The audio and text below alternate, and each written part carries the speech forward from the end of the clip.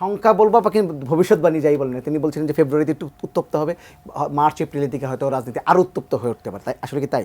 দেখেন, আমরা যখন জাতীয় সংলাপগুলো হলো, আমরা তখন বলেছিলাম যে জাতীয় সরকার গঠন করেন, সবার অংশীদারিত্বের সরকার, তাহলে যেটি হবে যে সবাই আপনাকে অন করবে, সবাই সহযোগিতা করবে।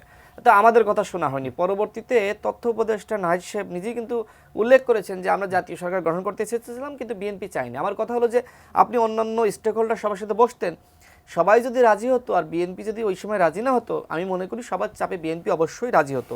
এই সরকারের শুরুতেই কিন্তু এই ভুলটা হয়েছে, জাতীয় সরকার গঠন করেনি। এখন সরকার কি হয়েছে, সরকার জনগণ থেকে বিচ্ছিন্ন হয়ে পড়েছে। এই কারণে এখন সরকারের উপদেষ্টারা খাল খনন করতে যাচ্ছে এবং সেখানে লাল গালিচার উপর দিয়ে হেঁটে যাচ্ছে। দেখেন এতটা বিচ্ছিন্নতা। ব্যারিস্টার সুমন আপনি দেখেন নাই, আওয়ামী লীগের হতে পারে, তিনি হলে কি করতেন, ওই সময় খালের ভিতরে কিন্তু নেমে যেতেন।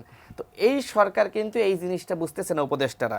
এবং আমি দেখতে পাচ্ছি যে ডক্টর মোহাম্মদ ইউনূস আরও বেশি জাতীয় ঐক্য সংহতি বিনষ্ট করছেন। কিভাবে? তিনি এর আগে বললেন যে ছাত্ররা আমাকে নিয়োগ দিয়েছে। তার মানে কি, ছাত্ররা আপনাকে নিয়োগ দিয়েছে এই কারণে কি আপনি বিদেশি গণমাধ্যমে সাক্ষাৎকার দিয়ে আপনি কিংস পার্টিকে আশীর্বাদ জানাবেন? ডক্টর ইউনূস এই কাজগুলো কেন করছে? তিনি এই ধরনের শুধুমাত্র ছাত্রদের উপর নির্ভরশীল হওয়ার কারণে অন্যান্য দলগুলো মনে করছে যে আমাদেরকে মাইনাস করার এক ধরনের প্ল্যান চলছে। এখন এই সরকার যদি এইভাবে দলগুলোর সাথে দূরত্ব সৃষ্টি করে, তাহলে দলগুলো সহযোগিতা করা বন্ধ করে দিবে। তখন কিন্তু দেশ অসহল হয়ে পড়বে, আর দেশ যখন অসহল হয়ে পড়বে তখন কিন্তু তৃতীয় পক্ষ ক্ষমতা গ্রহণ করার চেষ্টা করবে। স্বাস্থ্যকর অল টাইম ফ্যামিলি কেক, সব সময় অল টাইম হেলদি লাইফ। সর্বশেষ বলবো, দেখেন সমন্বয়কদের বিরুদ্ধে অভিযোগ আসছে, এই সরকারের উপদেষ্টাদের বিরুদ্ধে অভিযোগ আসছে, এপিএসদের বিরুদ্ধে, পিএসদের বিরুদ্ধে অভিযোগ আসছে। আমি এই সরকারকে বলবো 24 ঘন্টার মধ্যে আপনাদের উপদেষ্টা, পিএস, এপিএস সহ আপনাদের যারা গুরুত্বপূর্ণ কর্মকর্তা রয়েছে, সচিব, তাদের আর্থিক বিবরণী জনসম্মুখে প্রকাশ করুন। এখন হিসাব আপনার কাছে জানতে চাইবো, যদি আসলে উত্তপ্ত হয়ে যায় রাজনীতি, আসলে লাভটা শেষ পর্যন্ত কার হবে? খুব গুরুত্বপূর্ণ প্রশ্ন। আমি প্রথম কথা হচ্ছে কি, ডিসেম্বরে আমরা যে নির্বাচনের আশা করি, আমি বিশ্বাস করি যদি বর্তমান সরকার থাকে, অন্তর্বর্তীকালীন সরকার, এবং স্বাভাবিকভাবে কার্যক্রম চললে, তাহলে ডিসেম্বরের মধ্যে নির্বাচন হয়ে যাবে।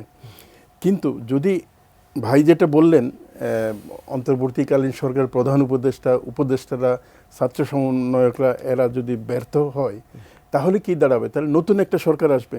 সেই সরকারটা কি আসতে পারে আমরা কিন্তু জানি না। যেমন এটা হতে পারে সামরিক সেনা সমর্থিত সরকার হতে পারে, অথবা সেনাবাহিনীর সরকার হতে পারে, অথবা অন্য কোনো জাতীয় সরকার বা কিছু হতে পারে। তবে যেটাই হোক না কেন, ডিসেম্বর আর নির্বাচনের কোনো সম্ভাবনা থাকবে না। তাহলে রাজনৈতিক দলগুলোর উচিত হবে এই সরকার একদম ফেল করে হযবরল অবস্থা তৈরি হয় এমন পরিস্থিতির দিকে ঠেলে না দেয়া।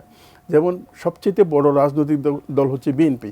বিএনপি যদি এখন নির্বাচনের দাবিতে এবং নিত্য পণ্যের দাম বৃদ্ধির প্রতিবাদে যদি রাজপথে নামে, এবং একই সাথে আওয়ামী লীগ অথবা আওয়ামী লীগের সমর্থক দেশি বিদেশি যে গোষ্ঠীরা আছে, তারাও যদি রাস্তায় নামে, তাহলে তো এই সরকার গন্তব্য যেতে পারবে না। তার মানে নির্বাচন দেওয়ার জন্য ডিসেম্বর পর্যন্ত পৌঁছাতে পারবে না।